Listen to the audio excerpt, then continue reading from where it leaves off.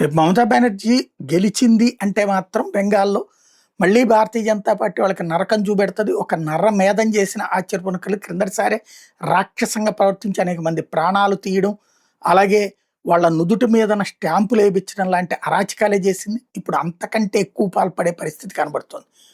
ఇప్పుడు ఆమెకి చిర్రెత్తుకొచ్చే పనులు ఈసీ మీద కోపం పెరిగిపోయింది, న్యాయస్థానాల మీద పెరిగిపోయింది. ఇదంతా ఒక ఎత్తైతే, ఇప్పుడు ఇన్‌కమ్ టాక్స్ మీద కూడా కోపం ఆల్రెడీ మొన్న ఈ మధ్యన ఆళ్ళ మీద కూడా కేసులు పెట్టింది. తాజాగా ఐటీ డిపార్ట్‌మెంటోళ్ళు మిరాజ్ షా అనేటటువంటి అతన్ని ఇంట్లో సోదాలు చేశారు. ఇతను యాక్చువల్‌గా మమతా బెనర్జీకి నామినేషన్ అప్పుడు కూడా భవానీపూర్‌లో ఉన్నటువంటి అతను. ఇతను కోల్‌కత్తా బేస్డ్ గుజరాతీ బిజినెస్‌మెన్.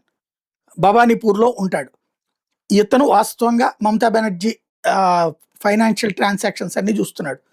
డబ్బులంతా ఖర్చు పెడుతుంది ఇతనే. ఎక్కడి నుంచి కలెక్ట్ చేస్తున్నాడో ఇయన్నీ ఎవరికీ తెలీదు. ఇతను ఈవెన్ రాష్ట్ర ప్రభుత్వంలో గవర్నింగ్ బాడీలో కూడా వైస్ చైర్మన్ హోదాలో ఉన్నాడు. ఓ సొసైటీ కాలేజీ కూడా నడుపుతున్నాడు. Education society Bhawanipur educational society కాలేజీకి గవర్నింగ్ బాడీ మెంబర్‌గా కూడా ఉన్నాడు. రెనౌండ్ ఎడ్యుకేషనల్ ఇన్‌స్టిట్యూట్ అది.